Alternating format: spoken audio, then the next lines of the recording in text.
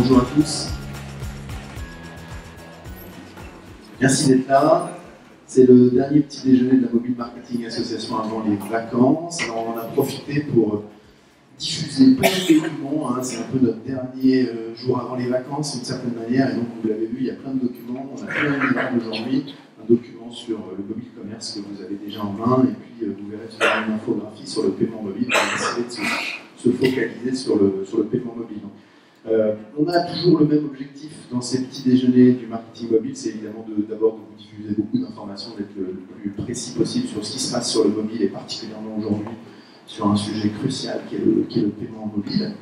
Moi je suis Bertrand Jonquois, je suis un des administrateurs de la Mobile Marketing Association et je m'occupe de la commission commerce mobile et c'est la commission commerce mobile qui produit ces livrables que vous avez entre les mains aujourd'hui.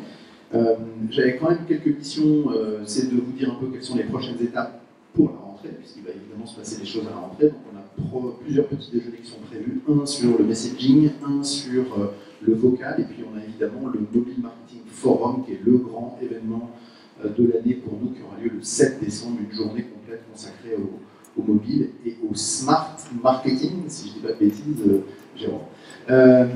Donc voilà, c'est un peu l'aperçu des sujets. Donc, dans la commission commerce mobile, on a décidé de se focaliser sur quelques sujets, dont le commerce mobile au sens large. Et tout à l'heure, Pierre vous présentera le document que vous avez dans les mains et on essaiera de donner un peu une synthèse de ce qu'on attend sur ces sujets. Et puis, on a un deuxième sujet qui est le paiement mobile qu'on va traiter aujourd'hui. On a plein d'autres sujets, mais c'est les deux sujets qu'on va traiter aujourd'hui pour aider à comprendre comment le mobile transforme le commerce. C'est bien cette idée de commission de commerce mobile, comment le mobile transforme le commerce, pas seulement le commerce en ligne, mais évidemment le commerce dans les magasins, et c'est ce qu'on expliquera tout à l'heure, à la fois avec l'observatoire et avec le paiement. Alors, on a la chance d'être accueillis chez XAOL, Hôtes.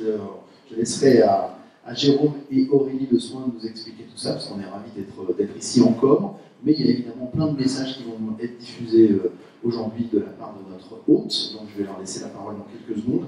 Aussi vous rappeler qu'il y a un programme très chargé, et on va essayer de tenir le tempo qui est vraiment difficile aujourd'hui parce qu'on a beaucoup de choses à vous dire. Et donc moi je serai un peu le maître du temps, j'essaierai de gérer un peu ce timing. Et vous voyez le programme qui est assez dense. Notre objectif, c'est qu'à 10h15, je crois que c'est bien ça le timing, à 10h15, on ait le temps de boire un petit café et que vous puissiez après retourner dans vos bureaux. C'est toujours un peu le même principe avec nos petits déjeuners, essayer d'être concentré, condensé, pour qu'on n'y passe pas une matinée entière, mais vraiment sous format d'un petit déjeuner. Donc je vais laisser la parole à Aurélie tout de suite et à Jérôme. Merci encore de nous accueillir ici. Merci Bertrand, bonjour à tous. On va faire vite pour rentrer vite dans les débats de la matinée. Donc, bienvenue chez OAS. Donc, OAS veut dire serment en anglais. Enfin, je me rapproche un peu. Veut dire serment en anglais. Donc, c'est aussi une notion qui est assez importante. C'est un serment qu'on prend vis-à-vis de nos clients, vis-à-vis de nous-mêmes. Donc, nous sommes OAS. C'est-à-dire, vous nous avez déjà vu, Jérôme et moi. Vous nous avez déjà vu, Jérôme et moi, au MMA. Donc, aujourd'hui, nous sommes sous la même bannière OAS, puisque le 13 juin dernier, Verizon a racheté Yahoo. Verizon était déjà propriétaire d'AOL, et donc le 13 juin a été créée cette nouvelle entité, baptisée OAS, qui est désormais l'entité mère de AOL et de Yahoo, donc qui nous confère aujourd'hui une position qui est extrêmement forte, puisque nous avons à nous deux plus d'1 milliard d'utilisateurs dans le monde. Nous avons à peu près sur la France 71% de reach, donc derrière Google et Facebook, donc on est le troisième acteur du marché du digital. Nous avons, pour la petite histoire et pour le fun fact de ce matin, plus de millennials que Facebook dans nos audiences. Nous avons aussi, et c'est ce que nous appelons nous la House of Brands, un portefeuille de plus de 50 marques médias et tech. Donc, parmi ces marques médias, vous les connaissez, c'est Huffington Post, c'est Yahoo Finance, c'est TechCrunch, c'est Yahoo Style, c'est aussi des marques tech comme Convertro, comme Yahoo Gemini, comme Fleury. Donc il y a un portefeuille extrêmement vaste et on détaillera un tout petit peu plus, notamment sur la partie mobile, et c'est Jérôme qui vous en parlera. Nous bénéficions aussi d'une data qui est extrêmement riche et variée, donc nos deux entités s'enrichissent l'une et l'autre de nos data qui sont nos data propres, propriétaires, et qui nous confèrent là encore une connaissance encore plus approfondie des utilisateurs tous les jours sur toutes les devices, donc un ciblage qui va être extrêmement poussé et qui, notamment sur les États-Unis, grâce à la donnée Verizon, va permettre d'aller aussi beaucoup plus loin sur le ciblage mobile, par exemple. Et donc, je vous parlais de ces marques que vous connaissez pour certaines, ça nous confère aussi une position forte sur la partie audience, puisque dans le monde, nous sommes le premier site d'actualité, de sport, de finance. Donc voilà ce qu'est House, cette House of Brands dont le but et l'attachement est de construire je vais vous le dire en anglais, c'est de build brands people love, comme aime à le dire Tim Armstrong, le CEO de House. Donc juste pour vous donner un peu un aperçu des marques et des positionnements, je vous l'ai dit, on est présent sur de nombreuses catégories. Donc on est présent que ce soit sur l'actualité, la finance, le sport, le divertissement, mais aussi sur les communautés, sur les marques tech, on en a parlé également, et je vais passer la main à Jérôme qui vous donne un peu plus ses implications d'un point de vue de ces marques pour le mobile. Merci. Merci Roger. Du coup, effectivement, le mobile est au cœur de la vision de House, c'est partie des piliers de House. Donc, on va réunir des gros carrefours d'audience. Les principaux sont bien sûr Yahoo et MSN. Vous avez l'ensemble des marques qui sont disponibles au niveau mondial et au niveau France aussi. Donc, on a trois métiers en fait. C'est bien sûr le média, mais c'est aussi la finance, on vend aussi également les serveurs. On est très performant aussi avec les publishers, on a beaucoup de SSP. Donc, il y a un aspect aussi communautaire qui est très important. Et AdTech et distribution qui fait partie de notre fondement. Parce qu'aujourd'hui, tout en haut de House, il y a Verizon, qui est donc la 15e capitalisation boursière dans le monde, qui est un des plus gros opérateurs aux États-Unis. Donc on a les tuyaux, on a les contenus et on a peu les distribuer aussi. Voilà, donc c'est une nouvelle entité qui arrive sur le marché en France avec une nouvelle vision aussi et une ambition qui est très forte, puisqu'en fait, si on se projette en 2020, c'est une prédiction, mais l'idée c'est d'atteindre 2 milliards de personnes sur la Terre. C'est d'avoir 2 milliards justement de visiteurs uniques sur l'ensemble de l'écosystème House dans le monde. Voilà. Quelque chose de très important, une nouvelle activité. Si vous avez des questions, si vous voulez me rencontrer après, on a des équipes qui sont dédiées à annonceurs, des équipes dédiées à agences aussi. On n'est pas uniquement là pour vendre des médias, on est aussi là pour vous accompagner sur la partie techno, sur la partie data, c'est très important. N'hésitez pas à venir nous voir juste après, à partir de 10h15, on fera une émission. Voilà ce que je peux vous dire. Je vais passer la main à Cécile qui va nous faire un petit keynote sur la partie paiement mobile, parce que c'est un vrai enjeu aujourd'hui sur le marché avec les événements des acteurs digitaux qui viennent concurrencer les banques. C'est la parole.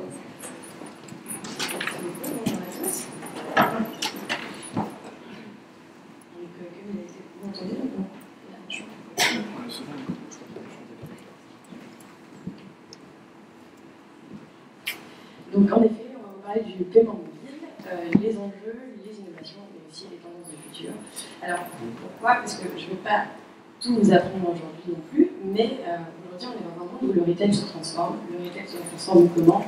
Tout simplement parce que vous avez des entreprises qui sont de plus en plus internationales, qui ont des besoins omnicanal, c'est-à-dire des marques qui veulent vendre partout dans le monde, qui veulent vendre via tous les supports. Donc par support, on entend l'e-commerce, le point de vente et bien entendu le mobile. Et en face de ça, vous avez tous vos clients qui sont de plus en plus exigeants. Ils veulent pouvoir payer partout, quand ils le souhaitent, à n'importe quel moment, que ce soit fluide, simple, que ce soit sans friction. Donc aujourd'hui, vous êtes dans un monde où l'expérience est vraiment primordiale. Mais ça, je ne vous apprends rien. Pour qu'on ait une expérience la plus fluide possible, et pour changer l'expérience du paiement, aujourd'hui, le mobile est au cœur de toutes ces avancées. Pourquoi? Donc, juste, vous allez avoir une table ronde après avec les circulations et Louvre Hôtel qui qui vont vous en parler beaucoup mieux que moi, mais aujourd'hui, c'est 50% des enjeux des e-commerçants. Enfin, pour 50% des e-commerçants, c'est un vrai enjeu. Donc, pourquoi sur notre plateforme, nous, ce qu'on a remarqué, c'est qu'en 5 ans, on est passé de 5% à 40% du trafic mobile, ce qui est assez énorme.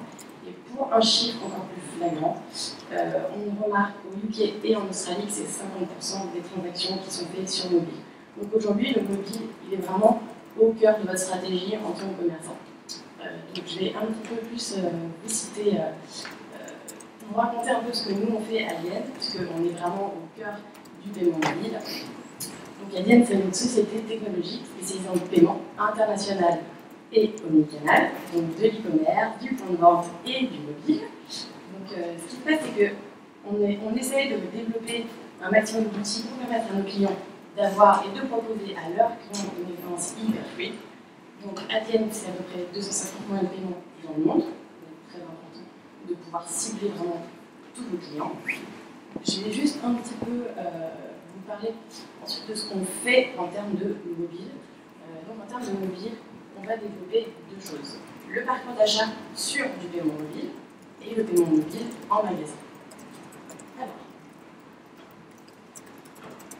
Alors, comment on fait pour optimiser le parcours d'achat sur du paiement mobile? On va se focus sur une chose, c'est optimiser sa page de paiement.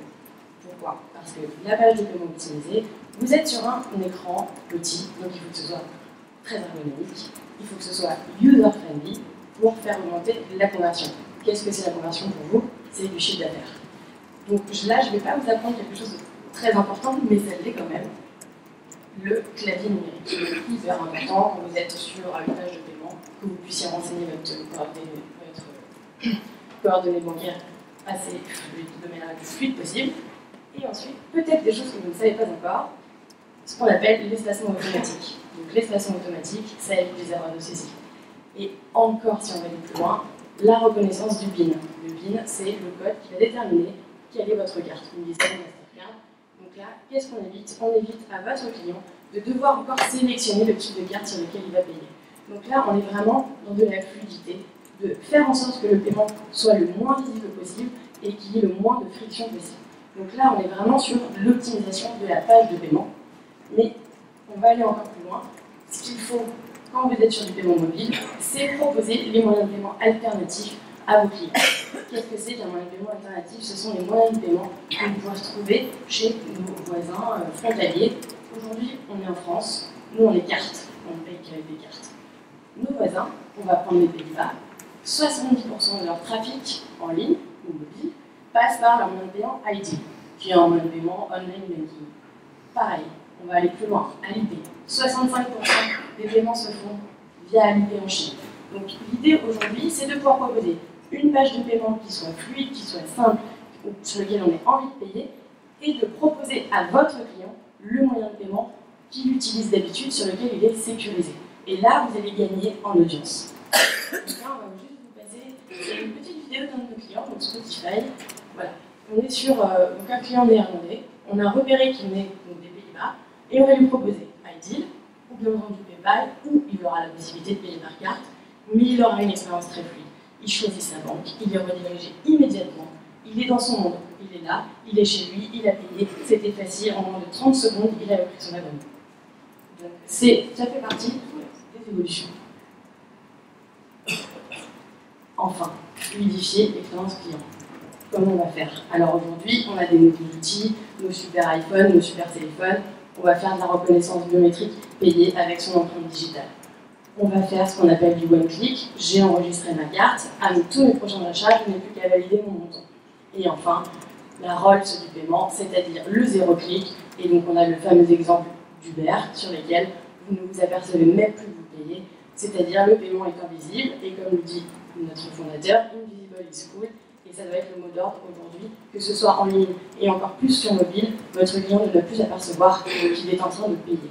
Et pour ça, vous avez justement tous ces outils qui sont disponibles sur en tout cas à Je poursuis du son, donc là c'est un autre client EasyJet. Qu'est-ce qu'on fait aujourd'hui? Alors on a parlé des moyens de paiement, mais aujourd'hui il y a quelque chose qui ressort beaucoup, c'est les wallets. Qu'est-ce que les wallets? Apple Pay, Android Pay. Ils sont vraiment là pour nous aider et vous aider à fluidifier les travaux du paiement. Donc dans le cas d'EasyJet, votre client est en train de réserver un billet d'avion, il clique sur Apple Pay, il vérifie bien que sa carte ou si dans laquelle il souhaite faire débiter, il met son empreinte digitale et le paiement est effectué. Donc là, on est vraiment dans une nouvelle ère, dans toutes les innovations qui existent et qui sont vraiment associées au paiement mobile, mais pas uniquement le paiement mobile sur une page web mobile. Et on va voir les autres usages un petit peu plus tard de ce que peut faire un Apple Pay via un parcours d'achat omnicanal. Donc là, évidemment, ce qu'il ne faut pas rater, Alipay ou WeChat Pay. Aujourd'hui, WeChat Pay, je ne sais pas si, bon, je suppose que tout le monde le connaît un petit peu, c'est 700 millions d'utilisateurs. C'est 200 millions de cartes de crédit enregistrées. Alors, vous allez me dire, c'est pour des clients chinois. Sauf que ces clients chinois, ils viennent aussi chez nous. Ils viennent en Europe, ils viennent consommer. Donc l'idée aujourd'hui, c'est de pouvoir leur proposer le moyen de paiement qu'ils vont utiliser chez eux et qu'ils puissent utiliser chez nous. Et c'est très important. Au même titre qu'Alipay, comme je vous ai dit, c'est 65% des transactions dans la communauté chinoise. Donc c'est vraiment des choses sur lesquelles, si aujourd'hui vous voulez vous déployer, vous voulez attirer une clientèle internationale et vous voulez aller dans ces pays-là, vous êtes dans l'obligation de devoir les proposer. Parce que vous allez pouvoir justement gagner des parts de marché sur ces pays-là. Donc là, je vous ai parlé du paiement mobile, qui est une partie importante, mais aujourd'hui, il faut voir aussi le mobile dans un autre moyen de paiement. Aujourd'hui, dans un parcours omnicanal, le mobile est vraiment omniprésent. Pourquoi? Parce que vos clients arrivent, avant même d'aller rentrer dans votre boutique, ils ont été sur leur mobile, ils ont fait leur choix, potentiellement ils ont déjà fait leur liste de courses, donc le mobile est vraiment omniprésent. Potentiellement, ils ont même commandé en ligne sur le mobile parce qu'ils n'ont rien trouvé dans votre boutique. Donc vraiment, il faut comprendre que cet outil, le mobile, va aujourd'hui devenir quelque chose d'encore plus utile pour vous et pour eux, un moyen de paiement. Je vous ai dit, j'allais y revenir, que fait Apple. Aujourd'hui, Apple a sorti sur ses montres et sur ses téléphones des puces NFC qui sont reliées à la carte de crédit de votre client. Donc votre client, quand il arrive dans votre boutique, aujourd'hui, il ne sort plus de carte de crédit, il ne sort plus de cash, il sort son mobile et il paye avec. Il paye en NFC sur des terminaux, bien entendu, compatibles. Je vous parlais de WeChat, même principe. Vous allez en boutique, votre vendeuse tend un QR code ou un terminal sur lequel un QR code apparaît. Votre client chinois ouvre son application WeChat, scanne ce QR code, le paiement est effectué. Il n'y a pas eu de friction, personne n'a sorti de moyen de paiement. Il n'a pas sorti de carte, il n'a pas sorti de cash, il a juste sorti son mobile et le paiement est effectué. Donc aujourd'hui, le mobile, non seulement il faut pouvoir être à la pointe de la technologie, proposer des pages de paiement qui sont la plus fluides possible et sur lesquelles votre client n'a pas l'impression de payer, mais il faut aussi considérer que maintenant vos clients vont payer avec leur mobile. Et donc il faut pouvoir leur proposer dans vos boutiques l'opportunité de pouvoir payer via leur mobile. Donc ça, c'est assez important. Et enfin, bon, alors là, on part vraiment dans des tendances futuristes, qui sont certes en test, mais qui sont aujourd'hui très intéressantes et qui montrent la place du mobile. Donc on voit, vous connaissez certainement tous Amazon Go, qui font des tests dans leur boutique. Aujourd'hui, la personne, quand votre client arrivera dans une boutique, comme son passe Navigo, entrera dans la boutique via un portique, et ensuite fera ses courses, ressortira. Elle n'aura jamais sorti de carte, jamais sorti de cash, elle n'aura plus ressorti son téléphone mobile, sauf que celui-ci aura enregistré sa liste de courses, il aura débité son compte bancaire. Au même titre qu'on peut voir exactement ces mêmes tests qui arrivent à Shanghai, où une société suédoise a justement fait en sorte qu'un client, via une application, puisse ouvrir les portes du magasin et puisse faire ses courses 24 heures sur 24, 7 jours sur 7. Donc vraiment, pensez-y. Alors oui, c'est en test. On ne sait pas encore si ça marchera parfaitement dans les mois à venir, mais en l'occurrence, c'était vraiment l'enjeu aujourd'hui. On est sur du mobile. Alors sachez-le, aujourd'hui le mobile est vraiment omniprésent, va le devenir encore plus. Donc il faut vraiment que vous soyez prêts à accueillir cette nouvelle génération qui fera du mobile leur moyen de paiement.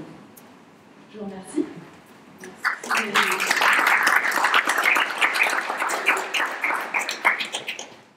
Merci beaucoup Cécile. Donc un des points importants du jour, c'est... Alors il y a peut-être des questions, c'est une bonne remarque, parce qu'il y a des questions. On peut aussi garder les questions pour la fin, parce qu'on aura le temps d'échanger à 10h15 avec tous les invités. C'est le temps fort maintenant, puisqu'on va vous parler de l'Observatoire. Donc je vais demander à Pierre de me rejoindre. Donc c'est un des gros chantiers de la Mobile Marketing Association qui voit le jour. C'est la 2e édition de cet observatoire du commerce mobile. Et l'idée, je laisserai évidemment Pierre vous détailler tout ça, Pierre qui a fait un énorme travail avec Catherine également, je tiens à saluer pour le travail qui a été fait, et puis tous les partenaires. Mais l'idée générale, et c'est ça que je voudrais que vous reteniez avant de rentrer dans l'observatoire, c'est que ce qu'on voulait faire, c'était montrer que le mobile avait un rôle plus important que celui auquel on pense tout de suite quand on pense au mobile commerce. Quand on pense mobile commerce, on pense acheter avec son mobile pour aller à la FNAC ou chez Amazon, etc. Or, à la Mobile Marketing Association, on s'est posé cette question de se dire comment le mobile influence les achats, et on s'est rendu compte qu'il y avait 4 points importants d'influence des achats, et que ces achats étaient à la fois les achats en ligne et les achats dans les magasins. Et c'est ça qu'on a souhaité mettre en œuvre et identifier et surtout quantifier sur le marché français. Donc c'est un énorme travail. On s'est appuyé sur pas mal de partenaires qui sont en grande partie dans la salle et que Pierre présentera. Mais c'est cette idée que le mobile a vraiment une influence beaucoup plus large que celle qu'on imagine, et notamment une influence en ligne et dans les magasins. Et donc voilà, je vais laisser la parole à Pierre pour vous présenter cet observatoire qui est disponible en version papier, mais ce qui est surtout, puisque on est quand même dans un monde électronique qui est aussi disponible en ligne sur le site de la Mobile Marketing Association. Il y a quelques versions papier qui sont là, mais la grande majorité de la diffusion de cet observatoire se fera en ligne. Pierre, je te laisse la parole. Merci Bertrand. Donc effectivement, je vous présente une synthèse du lancement. Le lancement de la deuxième version de notre observatoire du commerce mobile qu'on a lancé en fin d'année dernière et qui nous permet d'essayer de quantifier à travers la construction de différents indicateurs l'évolution et la forte dynamique du marché du commerce mobile. Tout ça, on le fait grâce à la participation de nombreux partenaires, qui sont des partenaires fidèles depuis la fin d'année dernière et qui nous ont accompagnés sur cette deuxième version également, avec donc Retail Minute, Comscore, Criteo, l'Association française du sans contact mobile, le groupement des cartes bancaires, la FMM, et puis on a la chance de pouvoir intégrer un nouveau partenaire cette année, qui est Apani, dont Thierry Guillot est présent aujourd'hui, donc acteur de référence de l'app business, et que vous pourrez rencontrer en fin de présentation si vous le voulez, et qui nous permet du coup de consacrer une partie entière de cet observatoire à ce que représente l'évolution du business et de l'activité au sein des applications. Donc la synthèse de cet observatoire, c'est exactement la même volonté de répondre à l'objectif de pouvoir fournir des indicateurs synthétiques, clairs, de l'évolution du business sur le mobile, avec donc 4 grandes parties. Une partie consacrée au e-commerce sur mobile, une partie consacrée au marché de l'INAP, une partie consacrée à tout ce qui concerne les interactions du mobile en point de vente, et puis le démon mobile, avec finalement 2 grands chapitres qui nous ont permis, qu'on a construits sur ces 4 parties. Les 2 premières représentant vraiment ce qui se passe sur le marché online, sur mobile, et puis les 2 dernières parties pour observer ce qui se passe sur le offline et la place du mobile dans le point de vente. Donc en fait, en amont des 4 grandes parties de cette deuxième version, on a voulu, dans un premier temps, présenter une photographie du marché et de montrer un petit peu où on est, la dynamique de l'évolution du business sur le canal mobile, avec la construction d'indicateurs que vous trouverez tout au long du document, qui se veulent, encore une fois, très synthétiques, et une volonté de répondre à 2 objectifs qu'on veut pouvoir représenter. Un, comparer la France à d'autres marchés, alors ou bien européens, ou même sur certains indicateurs, on est allé voir ce qui se passe aux États-Unis, et puis également apporter des éléments d'évolution dans le temps pour montrer sur certains items comment l'évolution progresse sur les différents marchés qu'on a observés.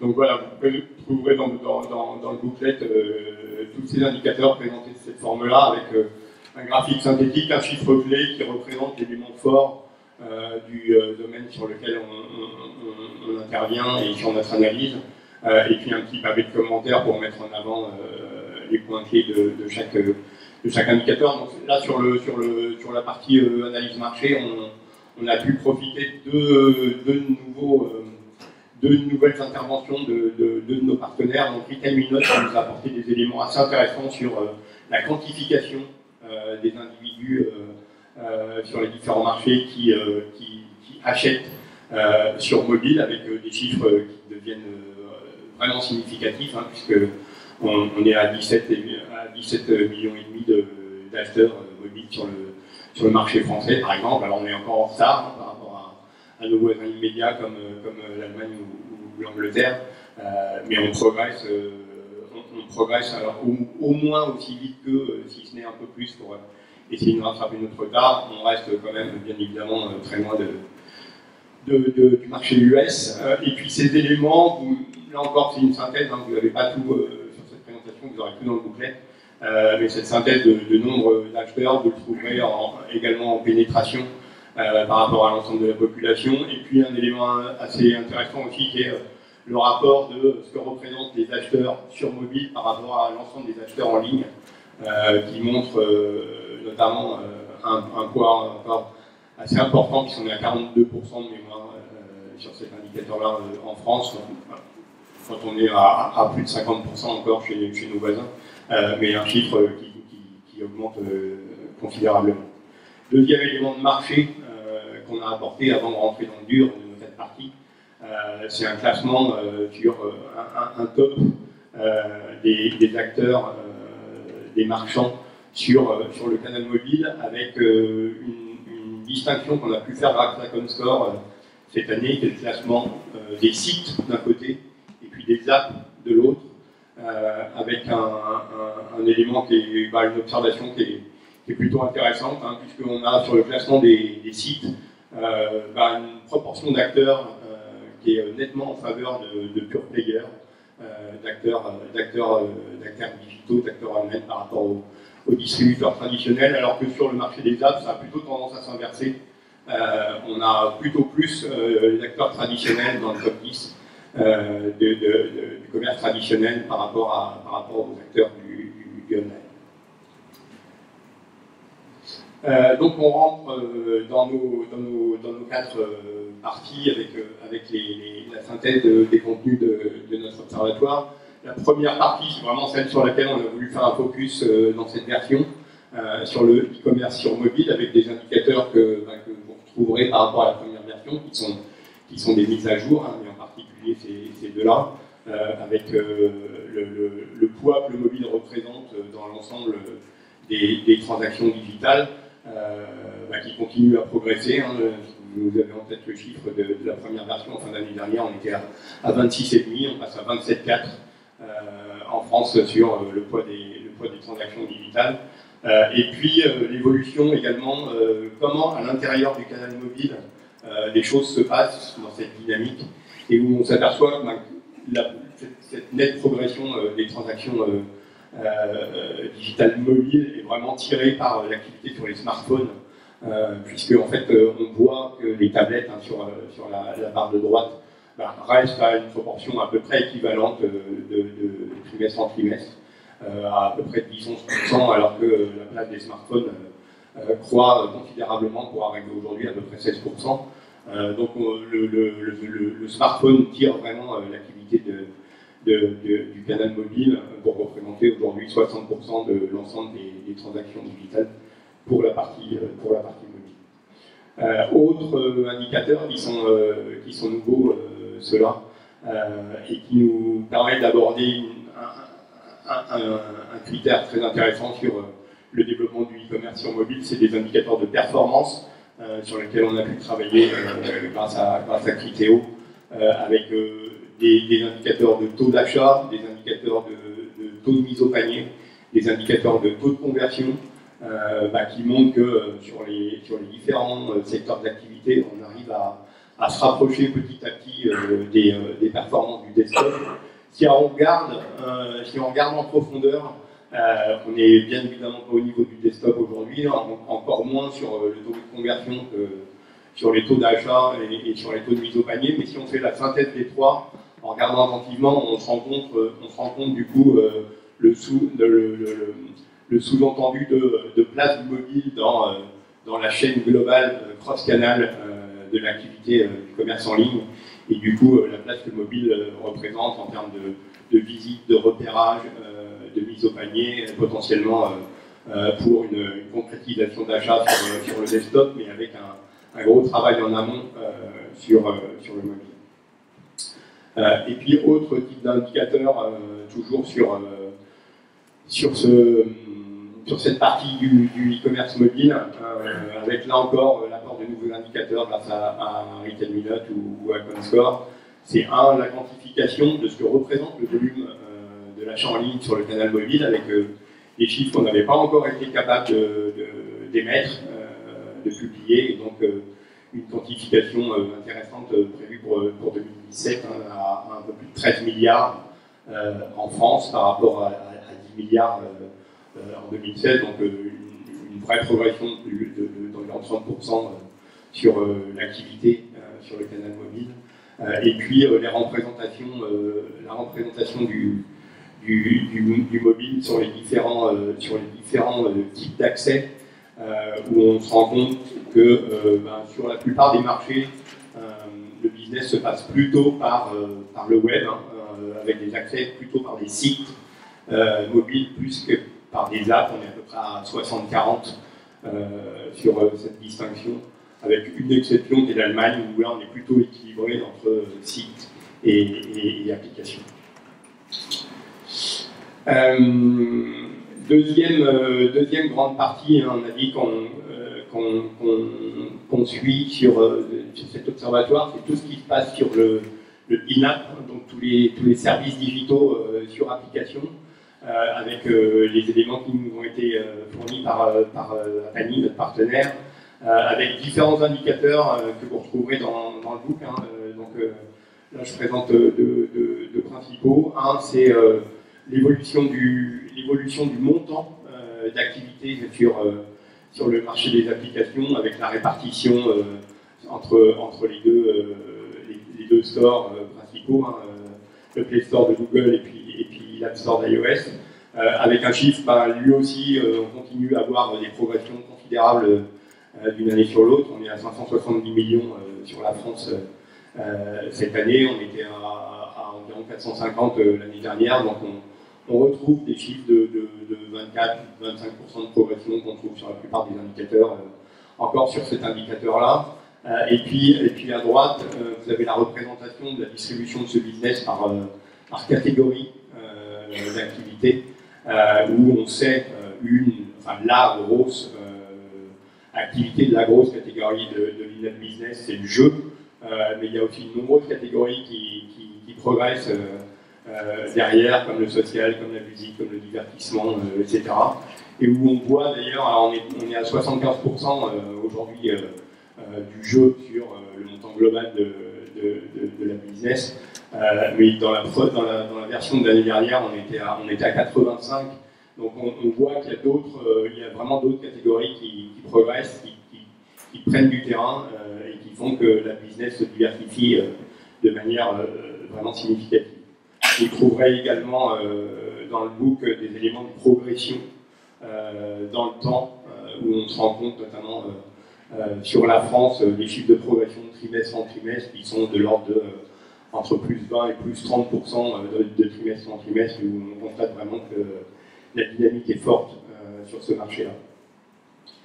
Troisième catégorie, c'est tout ce qui concerne les interactions en point de vente, donc tout ce qui permet de mesurer la place que le mobile prend dans les lieux de vie, dans les lieux de commerce, pour aider le consumer à réaliser ses achats, avec là aussi différents types de marqueurs travaillés avec, principalement avec Retail Minute, mais également avec Comscore, pour montrer, alors vous avez notamment à gauche tout ce qui montre comment le mobile est un véritable compagnon d'achat de l'individu, avec sa place dans tout ce qui peut lui permettre d'avoir des vraies actions qui sont des actions de consultation, pour consulter des avis, consulter un site, pouvoir comparer des prix, pouvoir vérifier des disponibilités de produits, et donc l'aider vraiment à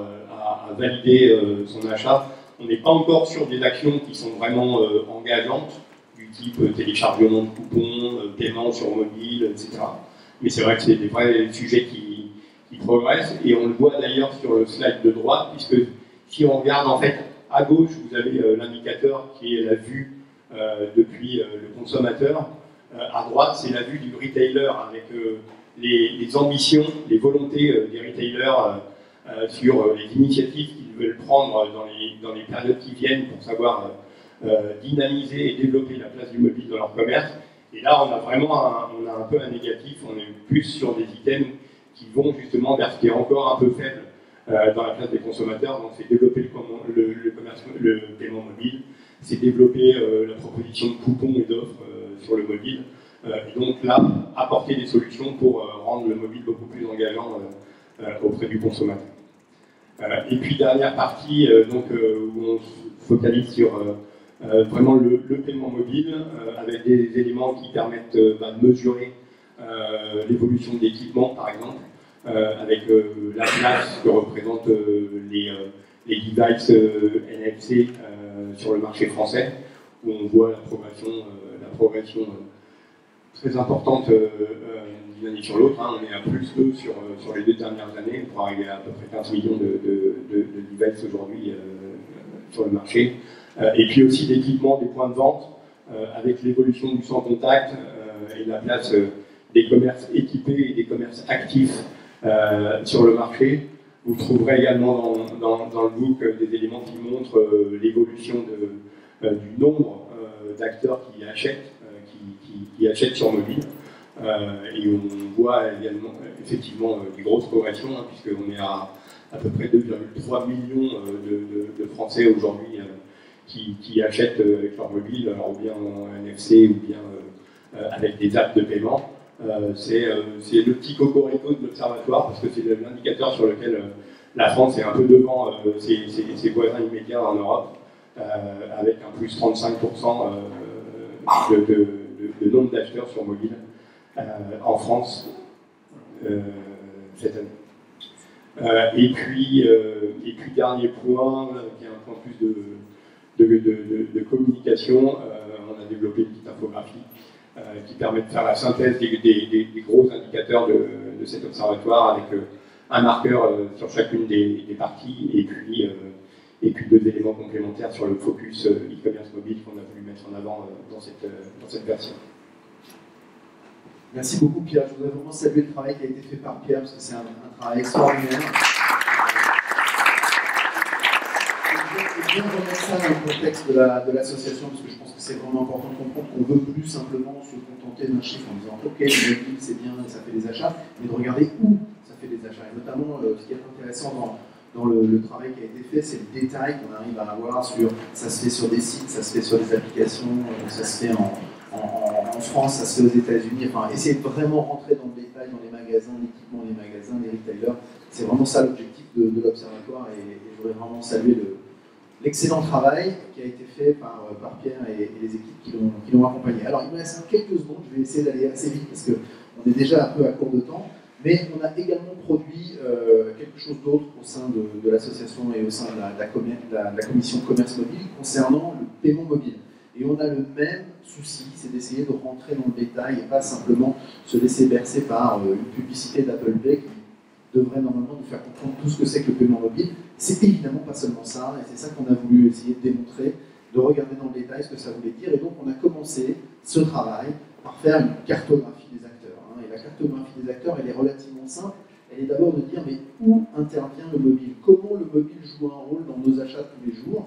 Et on a défini, pour commencer cette cartographie, 3 raisons d'acheter avec son mobile, d'utiliser son mobile pour payer. Le premier qui est le paiement en ligne. Merci. Le paiement en ligne, donc on a défini 3 usages différents. Un, le paiement en ligne, c'est-à-dire que j'achète mon mobile et je paye en ligne avec mon mobile. Donc on retrouve des choses que vous venez de voir dans l'Observatoire. On a défini, donc là on a évidemment listé les acteurs qui étaient présents sur ce paiement, sur les sites de e-commerce, sur le paiement in-app, ou sur le paiement sur facture opérateur, puisqu'il y a évidemment plusieurs façons d'utiliser son mobile pour payer. Donc on a identifié les acteurs, c'est notre premier travail.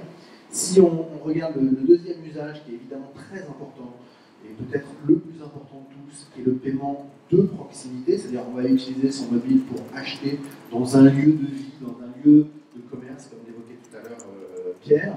Et donc là, on a d'autres acteurs, des acteurs différents, et ça montre aussi la diversité des acteurs sur ce secteur, notamment toute cette fintech, ou l'économie des startups dans l'univers des fintech. Et donc là, on a identifié des solutions qui permettent de payer dans un point de vente, dans un lieu physique, dans un parking, dans un transport en commun. Et donc voilà, c'est ça l'idée, de montrer tous ces acteurs et de les référencer, de les identifier pour évidemment aller plus loin. Je vous expliquerai ce qu'on souhaite faire après. Et puis après, une troisième partie, un troisième usage, qui lui aussi se matérialise avec d'autres acteurs, qui est le paiement de personne à personne, qui est symbolisé, j'imagine que vous connaissez déjà cette société, qui est symbolisée par Lydia, qui est la possibilité de payer, d'envoyer de l'argent à quelqu'un de façon extrêmement simple. Et donc on voit bien, encore une fois, exactement comme tout à l'heure avec l'Observatoire, que notre rôle à nous, c'est de rentrer dans le détail et de vous montrer comment tout ça fonctionne, comment tout ça s'articule. Et ce que je voudrais dire pour conclure cette petite partie sur cette cartographie des acteurs du paiement mobile, c'est qu'un de nos objectifs, c'est d'appuyer sur ce sujet du paiement mobile et d'aller plus loin avec vous sur le paiement mobile.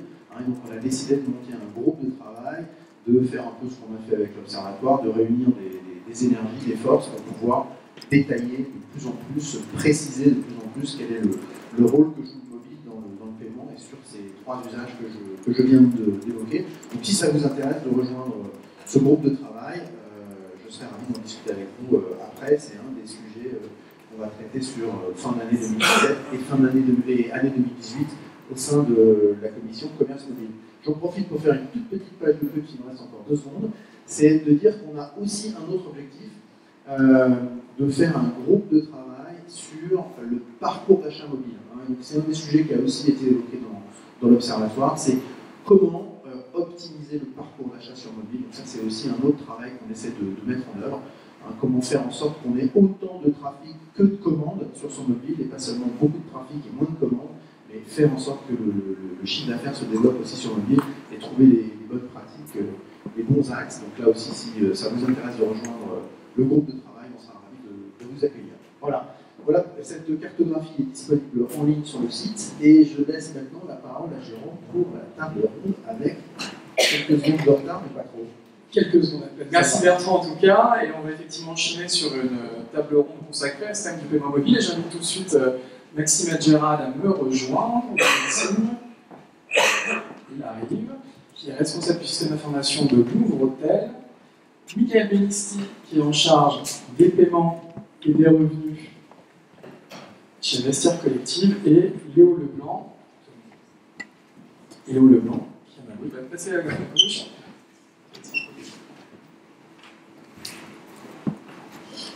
Bonjour à tous les trois, on va d'abord juste peut-être se présenter. Alors Maxime disait responsable du système d'information de Louvre-Hôtel. Louvre-Hôtel, c'est qui? C'est votre grand groupe hôtelier français? Oui, Louvre-Hôtel, l'autre grand groupe, merci. Louvre-Hôtel Group, aujourd'hui, c'est 2500 hôtels dans 53 pays. À travers ces marques de première classe, Kyriat Compagnie, une présence en Inde qui se développe également, et en Chine. Parce qu'on rappelle que vous étiez la propriété de la famille Tétinger, qu'on connaît dans le Champagne, vous êtes passé sous le capital américain, et depuis peu, désormais, votre actionnaire principal, c'est un groupe chinois. Un groupe chinois et un groupe d'hôtellerie, de tourisme chinois, leader en Chine sur le secteur du tourisme, et ce qui fait de nous, avec Julien, le 5e groupe hôtelier mondial. Mettez bien le micro. 5e groupe hôtelier mondial, avec donc plus de 2000 établissements dans le monde, c'est ça? D'accord, donc un géant aujourd'hui, et j'imagine une forte population chinoise amenée désormais à fréquenter vos établissements. Tout à fait, c'est l'intérêt, on en parlera plus tard, mais effectivement, il y a un double intérêt de travailler avec notre actionnaire, de développer notre marque en Chine et de développer la venue de la population chinoise dans nos hôtels en Europe. Je ne sais pas si vous entendez très bien, on va échanger les micros. En tout cas, Voilà, je vais parler un peu plus fort. Alors, merci en tout cas, Maxime, pour cette première présentation de Louvre-Hôtel. À votre gauche, on a Michael Bellisti, donc je disais Head of Payment et Revenue Protection chez Vestiaire Collective, un groupe, comment on peut le présenter, une marketplace spécialiste des produits de luxe d'occasion. C'est ça, on est une marketplace qui connecte des acheteurs et des vendeurs de produits de luxe d'occasion, principalement des particuliers, on peut citer que des vendeurs qui vendent chez nous, qui bénéficient de notre plateforme et de notre trafic. Quelques chiffres peut-être? Quelques chiffres, 107 millions de volume d'affaires l'année dernière. On a fait une levée de fonds annoncée en janvier de 58 millions d'euros. Et on a un panier moyen assez élevé de 400 euros, ce qui pose certaines problématiques de paiement. J'imagine, on va y revenir dans un instant. Et à votre gauche, Léo Leblanc, bonjour Léo, Product Owner chez Cheers. Ouais, alors il va aller des il manque quelques lettres. Ouais, le logo est bon. C'est CHERZ pour comme sur le logo. Léo, alors Cheers, ça a un rapport avec le sourire et la photo, c'est ça? Exactement, alors nous on est un service d'impression photo, donc principalement notre activité c'est sur le mobile, justement, c'est la moitié c'est les 2 tiers de notre activité et la moitié concerne simplement iOS. Et tout simplement, en fait, si vous avez des photos sur votre téléphone ou sur votre ordinateur, on vous permet de les imprimer très rapidement via un site internet ou une application sur votre téléphone. Et on est vraiment, notre mission, c'est vraiment de devenir un petit peu le garant de vos souvenirs, le gardien de vos souvenirs pour que vous puissiez retrouver toutes ces photos importantes que vous avez imprimées pendant votre vie dans notre application. Le gardien de vos souvenirs, c'est un beau nom. On va justement revenir peut-être avec Maxime sur l'activité, ce que pèse le digital et ce que pèse le mobile dans votre activité aujourd'hui. Alors aujourd'hui, aujourd'hui, il faut déjà voir que nous ne sommes pas un acteur du retail, parce qu'on parle beaucoup de retail. Mais oui, c'est un groupe hôtelier. Vous êtes on est un groupe hôtelier. Donc aujourd'hui, en termes de parcours online, c'est 50% de notre activité. Ça se développe de plus en plus si on prend l'axe des réservations et du préféré en ligne. Donc la moitié de votre trafic digital est mobile. Oui, c'est ça. Et la répartition entre le desktop et le mobile est encore à 75% sur le desktop, 25% sur le mobile. Développe de plus en plus, on voit la part du mobile augmenter, et c'est vrai que quand on veut choisir un hôtel, on va regarder les photos, on va se poser, consulter sa femme, voilà. Et la répartition sur le mobile entre le web et les apps est de 50-50, même si on développe beaucoup la partie apps, et qu'on voit une croissance importante. Très bien, même question pour Mickaël, que pèse aujourd'hui le mobile dans votre activité? Alors, nous, depuis 3 ans, on se dit mobile first. Nos projets sont pensés mobiles d'abord. Alors il y a 3 ans, c'était une réflexion stratégique. Aujourd'hui, c'est une réalité commerciale. Aujourd'hui, c'est une réalité commerciale. C'est 70% de notre trafic, 57% de notre volume d'affaires sur le mobile, par exemple. Ah d'accord, donc mobile first, aussi bien en audience qu'en CA. Exact. Et sur la répartition, donc c'est 70% sur la partie mobile, 70% du volume d'affaires est fait sur les apps et 30% sur notre site mobile. D'accord, donc App First reste en fait sur l'activité. Léo, vous l'aviez déjà dit, hein, mais effectivement, l'essentiel de votre activité, il se fait sur mobile et notamment dans les apps. Exactement, alors nous, depuis la création de la boîte il y a 5 ans, on a toujours été une boîte App First aussi, parce que la plupart des photos se trouvent sur un téléphone, donc c'est plus facile pour nous d'orienter l'activité sur ce domaine-là. Et du coup, on a effectivement 2 tiers de l'activité qui est sur le mobile. Qui est en train de grossir de plus en plus, le web descend de plus en plus et on a la moitié de notre activité totale qui est sur iOS, on a quasiment un quart sur Android, donc le web baisse de plus en plus. On a la particularité de bloquer un peu le site mobile parce qu'on a une expérience un peu particulière liée à la création d'un produit photo qui est un peu compliqué sur un site mobile.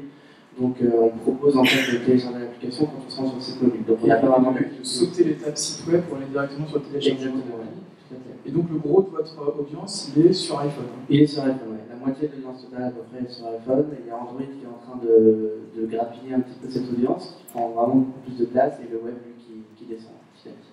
Alors ça c'est les chiffres d'audience au niveau des transactions, c'est comparable? Oui, comparable. Tout à fait comparable. Pareil, en chiffre d'affaires, c'est pareil.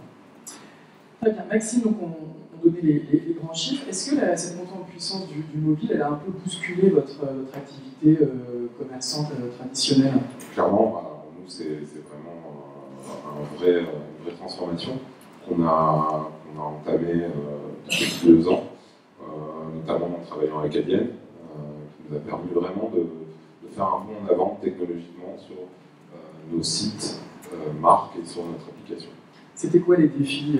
Ces questions d'UX, Les défis, d'amélioration des taux de conversion? les défis étaient effectivement en termes d'expérience client, de vraiment fluidifier ce parcours et faciliter la transaction de bout en bout. Est-ce que vous avez observé une baisse des taux de conversion, par exemple, avec la montée en puissance du mobile? Tout à fait, on avait des solutions qui n'étaient pas adaptées. L'autre aspect, l'autre défi était surtout sur la sécurité, la fraude. Et donc c'est un aspect qu'on peut bien gérer avec le système ZDN, notamment avec un moteur très puissant sur la gestion de fraude. Et vous avez donc observé une baisse quantifiable des taux de conversion avec la puissance du mobile? Oui, on commence à le constater. Le déploiement était très long pour nous, parce qu'on a un réseau assez important d'hôteliers, et notamment de franchisés. Je vous épargne la démarche de déploiement, mais aujourd'hui, on peut constater une amélioration importante de notre taux de conversion. Ouais, grâce à Diète, ça remonte, mais en tout cas, avec le mobile, ça avait tendance à baisser, c'est ça? Oui, c'était surtout un canal qui était plus ou moins délaissé. Maintenant, on voit que c'est un canal sur lequel on a construit, et on peut investir, et on va de plus en plus travailler l'expérience client au travers du mobile. L'UX, paradoxalement, c'était un sujet qui était négligé en matière de paiement desktop, et avec le mobile, c'est devenu comme une évidence? Oui, tout à fait. Parce que, effectivement, c'était pas au cœur de nos préoccupations. Et maintenant, on a repositionné toute notre stratégie autour du client et autour de son expérience. Et tout au long de son process d'achat, mais même plus loin. Dans son parcours au sein de l'hôtel et même après dans les habits, etc. Michael, chez Vestiaire Collectif, quand le mobile est monté en puissance, est-ce que ça a eu un impact aussi significatif sur l'efficacité de cette étape du paiement? Oui, alors nous aussi on a intégré Adyen il y a maintenant 1 an et demi, et en fait on a pensé UX, on était en retard très clairement, alors que le mobile représentait une très forte part de notre trafic déjà à l'époque. Donc tout ce que Cécile a montré tout à l'heure, le spacing, la reconnaissance de la carte, le pavé numérique, hein, c'est quand même beaucoup plus pratique, et ça évite les erreurs. Et tout ça on l'a mis en place. Effectivement, ça a eu un impact positif sur notre conversion. Et évidemment, après, il y a un sujet one click aussi qui est super important sur le mobile. Si je peux éviter d'avoir à sortir ma carte, ça fait aussi la différence. Et après, d'un point de vue organisationnel, effectivement, depuis 2014, on pense nos projets d'abord mobile, et après, on se pose la question du desktop. C'est vraiment un changement de paradigme où avant, on se disait, OK, on sort d'abord cette nouvelle feature, cette nouvelle fonctionnalité, que ce soit paiement ou autre, sur desktop, et après, on verra quand est-ce qu'on intègre et qu'on fait la release sur iOS, sur Android. Est-ce qu'aujourd'hui, les taux de conversion sur mobile rattrapent ceux du desktop, voire pourra un jour les dépasser? Alors aujourd'hui, le desktop reste supérieur. Je n'ai pas le chiffre exact en tête, mais il reste supérieur. Néanmoins, effectivement, on est sur un usage où vous allez avoir plus de trafic sur mobile et vous allez consulter tranquillement vos produits sur mobile pour finir souvent votre achat sur desktop. Et donc, on a un système de panier persistant. Vous achetez un produit dans votre panier sur votre mobile, vous le retrouvez le soir à la maison sur votre ordinateur. Oui, donc ça marche mieux. Léo, également même question. Alors, vous, mobile, ça a été pensé dès le début de la création de la société, mais il y avait un vrai retard sur les taux de conversion sur cet écran? Non, on a eu des taux de conversion qui étaient relativement élevés dès le début, en fait, parce que voilà, on a toujours été une boîte qui pensait mobile first. Donc pareil, quand on a une expérience, un produit à créer, on pense d'abord les interfaces sur mobile et ensuite on voit comment on peut les décliner sur le web. Par contre, il est possible que nous, on fait toute la conception d'abord sur mobile, mais il est possible qu'on décide de déployer d'abord sur le web pour estimer une première fois si ça fonctionne, parce qu'on a des process qui sont plus compliqués que sur iOS où intégrer une nouvelle feature dans une application prend beaucoup plus de temps, et s'il y a une erreur et si ça se passe pas bien, il faut qu'on relance une nouvelle version, etc. Donc on fait des tests sur le web, mais en tout cas en termes de conversion, on a dès le début des taux de conversion assez élevés, à la fois sur le web et sur le mobile. On reste encore un peu supérieur en termes de conversion sur le web, on est autour de 7-8%, et sur le mobile on est plus autour de 6-7%, mais ça reste quand même assez proche. Et la clé, c'était la simplicité, la sécurité, c'était quoi pour vous l'expérience, en fait, la simplicité. Nous, c'est un mot d'ordre qu'on a depuis le début de la création de la boîte, c'est créer une expérience, pas simplement autour du paiement, mais vraiment tout au long de l'application qui soit la plus simple possible et la plus user-friendly, en fait, pour n'importe qui n'est pas forcément novice avec les téléphones, par qui peut être novice par le téléphone, que ce soit très simple à utiliser, et du coup le paiement a été quelque chose sur lequel on a beaucoup pensé pour par exemple toutes les solutions qui ont été proposées au début. Est-ce que des solutions traditionnelles de paiement, il fallait taper tous les numéros de la carte bancaire, avoir un code de sécurité par SMS, avec 3D facteurs, est-ce que c'était compatible avec cette vision de l'ergonomie UX que vous aviez? Du coup, effectivement, nous, dès qu'il y avait la possibilité d'intégrer un moyen de paiement qui faisait des bonnes clics, on s'est jeté dessus, effectivement, parce qu'on a eu des contraintes. C'est toujours plus de friction, en fait, de renseigner un numéro de carte et de renseigner un code par les sécures. Mais on n'avait pas de ça. Enfin, c'est comme ça que ça fonctionnait, donc on l'a intégré et puis on a fait en sorte que ce soit le plus facile possible à utiliser. Mais voilà, dès qu'il y a une nouvelle méthode de paiement qui sont arrivées, on s'est jeté dessus et on a eu des assez bons résultats. Donc les solutions type PayPal en OneTouch? Exactement, PayPal, Apple Pay et puis peut-être bientôt Android Pay. On va peut-être justement en parler, Maxime, de ces nouvelles solutions. Donc, je crois que vous avez un actionnaire chinois. Cécile nous parlait tout à l'heure de ce qui se passe en Asie avec Alipay et WeChat Pay. C'est des solutions que vous pourriez prochainement adopter? Alors, en fait, c'est déjà une solution qu'on a mis en œuvre au début du mois de mai. On propose sur nos sites de payer sa chambre d'hôtel au travers WeChat Pay et Alipay. Comme Cécile l'a montré dans sa présentation, aujourd'hui en Chine, c'est un moyen de paiement massif, hein, c'est des centaines de millions d'utilisateurs. Même physiquement, ils n'utilisent plus de cartes en Chine. On commence à équiper des hôtels chinois, on va ouvrir notre premier Golden Tulip à Shanghai à la fin de l'année. Et clairement, même physiquement, il faut penser une solution mobile.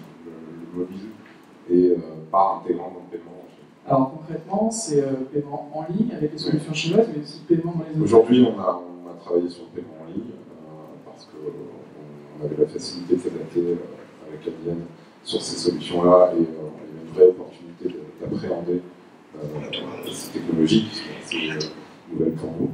Et effectivement, le deuxième axe est de travailler autour du site, du paiement sur l'hôtel. Donc là, il va falloir renouveler la flotte de terminaux de paiement, c'est ça? Tout à fait. Pour pouvoir générer les QR codes indispensables pour fonctionner. Et ce qui se passe peut-être de l'autre côté de l'Atlantique avec des solutions sans contact poussées par Apple? Ça, c'est des choses qu'on commence à aborder, mais qui sont moins prégnantes sur notre marché. Donc, c'est vrai qu'on a plus une réflexion centrée sur la partie chinoise et sur les acteurs chinois. Mais voilà, Apple Pay fait partie de nos réflexions.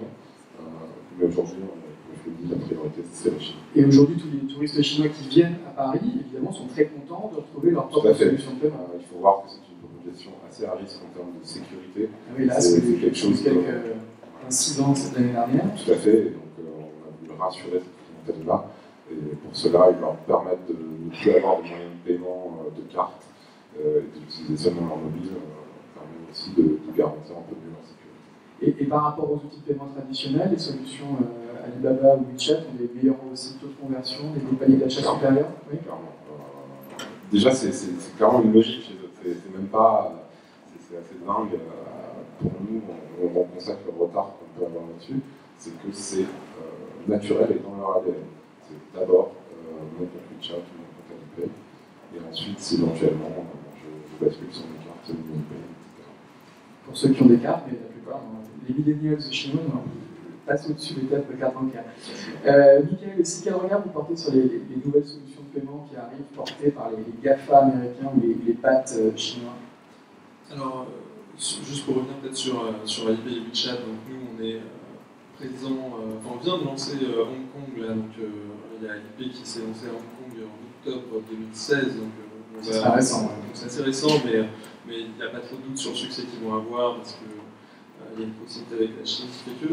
Et du coup, nous, on va le suivre, on va le brancher certainement en 2018. Et après, sur Apple Pay et les autres solutions, j'étais assez prudent au début sur ces solutions-là. Il y a eu des problèmes de fraude assez significatifs sur Apple Pay au lancement notamment. Et je pense qu'on va s'y intéresser de plus en plus. Après, c'est toute la question de est-ce que ça crée de l'incrémental ou est-ce que c'est juste de la cannibalisation d'un autre moyen de paiement. Ça, c'est pas forcément simple à mesurer, à moins de faire un testing dans les règles de l'art. Mais du coup, il y a effectivement un petit coup sur notre roadmap qu'il faut mettre en comparaison du gain business que ça apporte.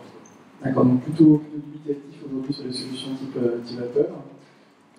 disons que je ne suis pas pressé de le mettre, c'est pas le truc à plus forte valeur ajoutée que je vais pouvoir proposer à mes clients. Moi, mon gros sujet en ce moment, c'est de proposer du paiement fractionné partout dans le monde parce qu'on a des gens qui veulent acheter des produits à 5-10 000 euros et du coup, pouvoir payer son sac en 5 ou 10 fois, ça fait une grosse valeur ajoutée, ça crée de l'incrément. On rappelle que les objets de luxe, qui coûtent plus d'un millier d'euros. Absolument. Et les solutions bancaires poussées par les acteurs français, notamment Life ou PayPal, c'est des sujets aussi pour vous? Alors, la France, c'est 35% de notre business et c'est une part qui est en train d'être de plus en plus faible. Payly, pour avoir discuté avec quelques gros acteurs e-commerce, de la part de paiement que ça représente sur le marché français, on était en deçà de 1% sur les gros acteurs d'e-commerce français. Donc pour l'instant, c'est pas, encore une fois, il y a le sujet d'incrémental business qui va se poser. Léo, on en parlait quand on est mobile first, iPhone first, voilà. Après, on a regardé la solution Apple Pay, forcément, quand elle est arrivée l'année dernière. Exactement. Alors nous, à la fois, on l'a regardé depuis un petit moment parce qu'on sentait que ça arrivait, que voilà, c'était l'été dernier du coup. Et en plus, on a été contacté par Apple qui nous ont dit voilà, on vous fournit tout ce qu'il faut pour que vous intégriez Apple Pay dans votre application. Et si vous le faites assez vite, on pourrait peut-être vous mettre en avant sur le store. Double raison pour. C'est-à-dire ceux qui adoptaient la solution de paiement Apple étaient poussés sur la. En fait, à la sortie d'Apple Store, d'Apple Pay, pardon, il y avait une section spéciale dans le store qui disait compatible Apple Pay et c'était une opportunité pour y être. Donc on s'est jeté sur l'occasion et même si finalement il y avait relativement peu de banques, hein, il y avait je crois 2 ou 3 banques à peine. En fait, nous c'était un double. C'est vrai que c'était pas tant par rapport à l'audience qu'on peut toucher, plus que par la visibilité que ça peut nous donner, à la fois en termes. Nous, on a toujours cette volonté d'être une app innovante avec les dernières technologies à l'intérieur. Donc, par rapport au coût d'installation, qui n'était pas, c'est pas non plus quelque chose de monstrueux à mettre en place pour nous, on s'est dit ça pourrait nous faire de la visibilité et puis instaurer un petit peu cette image de marque innovante. Du coup, on l'a mis dès le début et on est très content parce qu'on a des très bons résultats pour l'instant. On a à peu près 20% des personnes qui s'en servent sur iOS, donc ça nous semble immense. 20% de vos utilisateurs iOS sont déjà utilisés? Ouais, à peu près. Alors, c'est vrai que c'est énorme. Ça nous semble immense parce qu'on n'a pas beaucoup de banques encore qui sont compatibles en France et surtout, il y a une friction utilisateur en fait paradoxale parce que certes, c'est du one click dans l'application, mais en fait, pour rappel, on pose son pouce et on paye. C'est ça. C'est hyper fluide. C'est ça. Donc, une fois, dans notre cas personnel, une fois qu'on a créé son produit, qu'on l'a mis au panier, les personnes qui ont activé Apple Pay sur leur téléphone auront un gros bouton Pay avec Apple Pay, et ils appuient dessus et normalement, s'ils ont renseigné toutes leurs informations, ils n'ont que ça à faire. Du coup, il y a à la fois de la friction dans le sens où pour que le bouton puisse apparaître dans notre application, il faut d'abord avoir ajouté sa carte bleue dans le wallet, qui n'est pas quelque chose que les gens ont l'habitude de faire et qui ne pensent pas forcément à faire. Donc peut-être qu'il y a des gens qui ont des cartes bancaires qui sont compatibles avec Apple Pay, mais ne le savent pas et ne le mettent pas dans leur téléphone. Donc on manque un petit peu cette audience aussi. Néanmoins, malgré cette friction et malgré la faible pénétration de la solution dans le monde bancaire français, ça. Vous avez quand même des chiffres colossaux pour une solution qui a été lancée il y a à peine un an. PayPal, ça représente quel pourcentage de vos... Alors, PayPal, je pense que en France, c'est à peu près pareil. En à peine un an, Apple Pay a déjà rattrapé PayPal. Et on a des paniers qui sont assez similaires aussi entre les deux. C'est vrai qu'on a des paniers un peu plus faibles sur carte bleue. Je n'ai pas d'explication particulière à ça. Et ça veut dire quoi? C'est quand on a ces solutions-là, on dépense plus? Ou c'est les geeks suréquipés? Je pense que pour Apple Pay, c'est solutions à la fin, et pour Apple Pay, je pense qu'il y a beaucoup de ça, parce qu'effectivement, ceux qui ont Apple Pay, c'est qu'ils ont un iPhone, qui sont un petit peu geeks suréquipés, comme vous dites, et puis s'ils ont pris le temps de paramétrer, c'est qu'ils connaissent, et qu'ils sont un petit peu à la fin. Donc, très bonne surprise, hein, j'imagine, pour Apple Pay. D'autres solutions aussi dans la roadmap, notamment ce qui se fait, j'imagine, aux États-Unis avec Android, qui arrive en Irlande, je crois. Ouais, alors Android Pay, on commence à le regarder un petit peu. C'est pas une de nos priorités immédiates, mais effectivement, quand ça arrivera de manière un peu plus forte, on se posera la question de l'intégrer.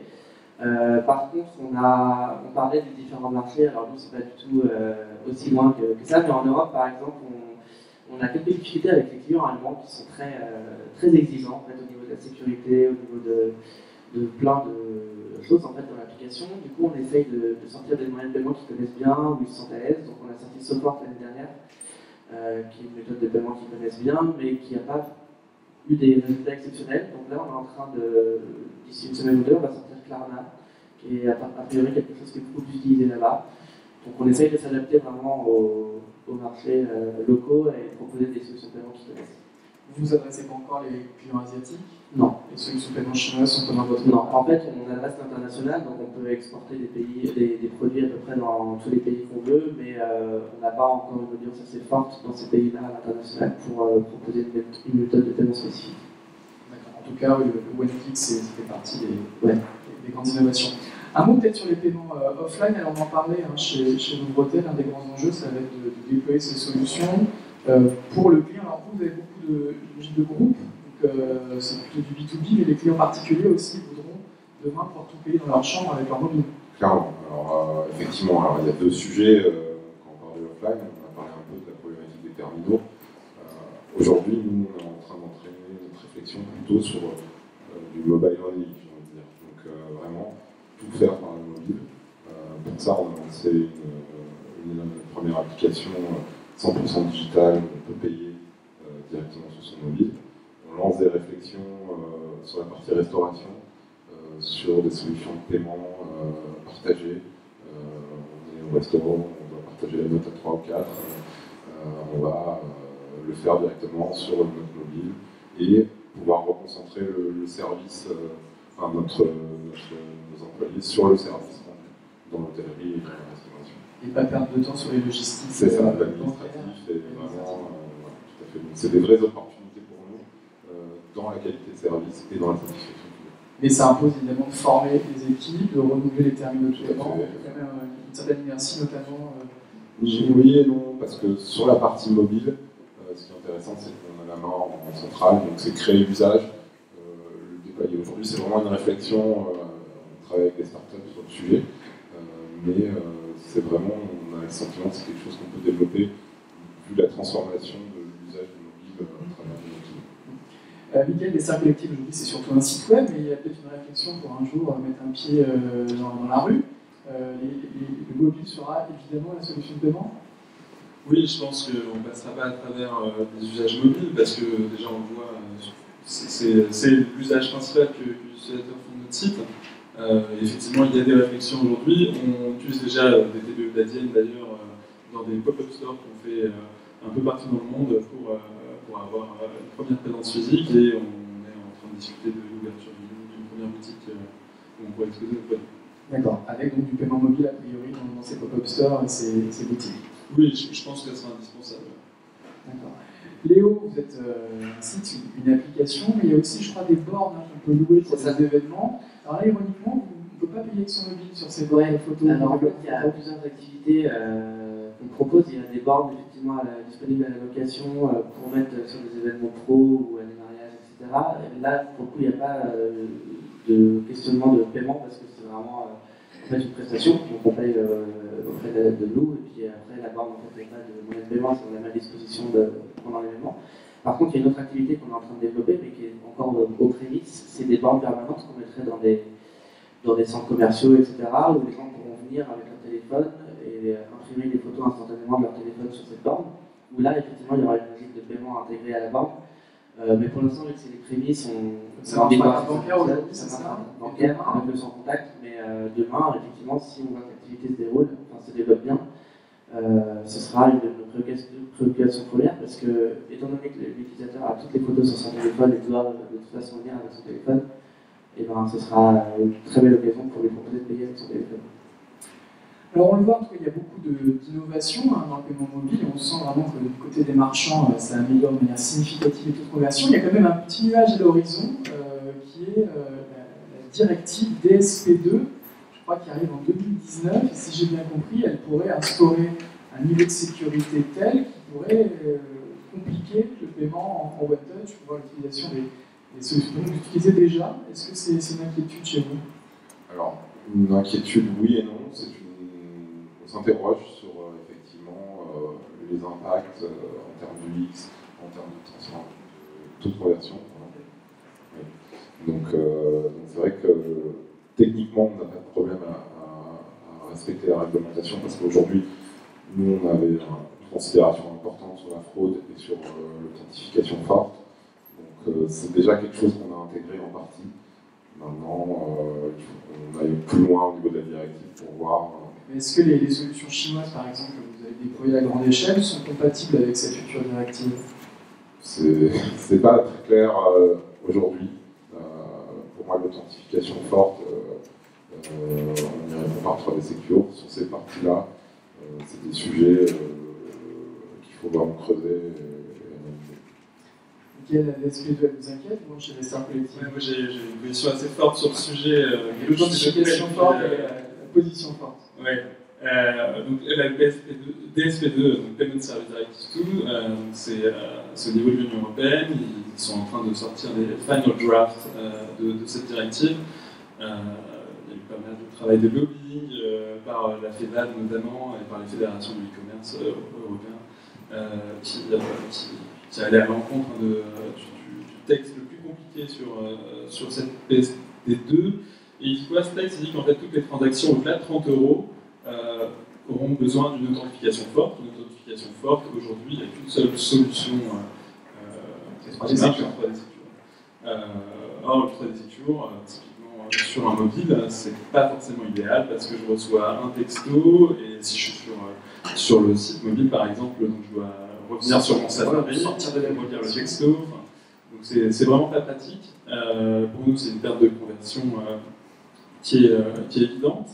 Et du coup, nous, actuellement, on a 2-3% de 3D Secure, on gère la fraude autrement que par 3D Secure. Et on va, avec un panier moyen à 400 €, on va passer à un 100% 3D Secure. Par ailleurs, vous redoutez en fait une baisse de votre activité, c'est que cette directive pensée pour sécuriser votre business, finalement, elle fragilise. C'est sûr que ça aura un impact sur la conversion qui est négatif. Et ce que ça veut dire, cette PSD2, c'est pour ça que les lobbyistes d'Amazon sont sur le coup, c'est que c'est la fin du one-click.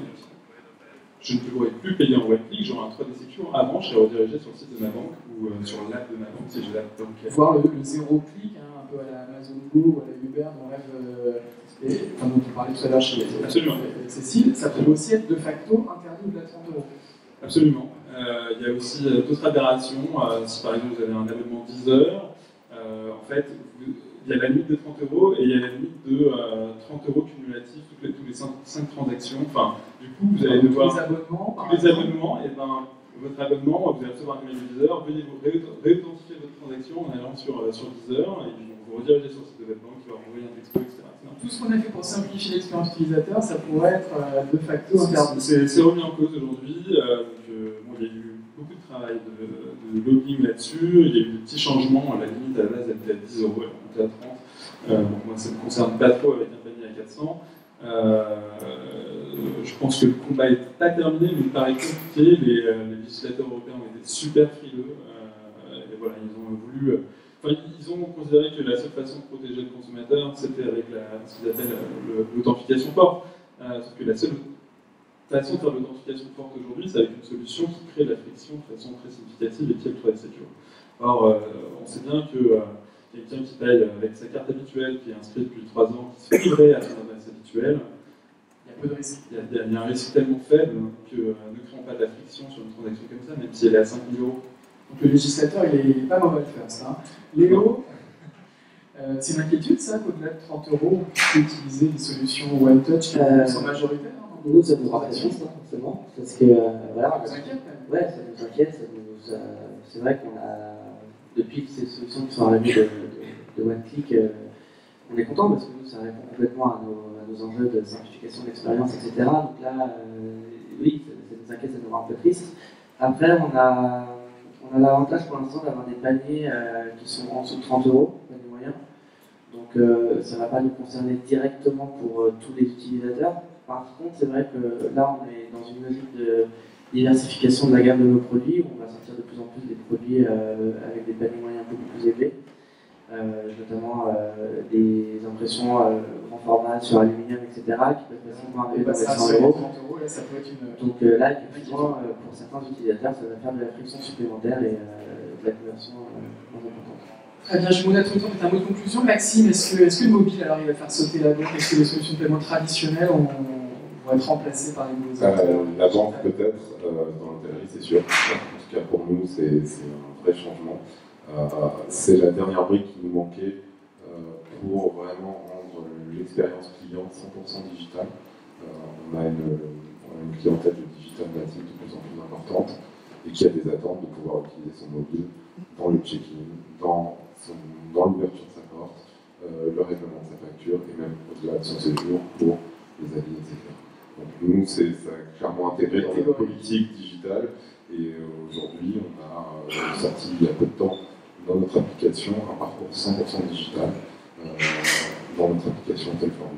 Très bien, et on invite d'ailleurs tout le monde à prendre ses vacances cet été dans un de nos établissements. Venez dans nos hôtels, Michael, également un mot de conclusion, est-ce que le mobile va faire sauter la banque? Je pense qu'il a déjà fait sauter. Nous, c'est le cas, hein, puisque c'est plus de 50% de notre business. Et malheureusement, je pense qu'on va avoir une régression significative avec la DSP2 qui va créer un niveau de friction pour lequel on était dans un mouvement totalement inverse depuis des années. On a créé des interfaces de paiement hyper fluides. Et effectivement, ce nouveau niveau de friction va donner l'avantage à des moyens de paiement alternatifs qui ne sont pas forcément soumis parce qu'ils ont d'autres façons de faire l'authentification forte. Et pour la carte, effectivement, on a quelque chose d'assez bien.